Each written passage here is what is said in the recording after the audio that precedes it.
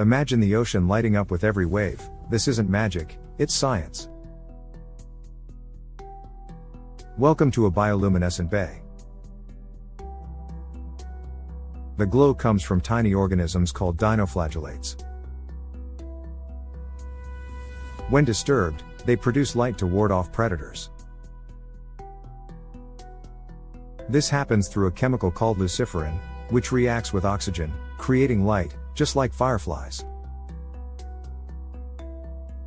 The brightness changes with the seasons, depending on how many dinoflagellates are in the water. Subscribe now.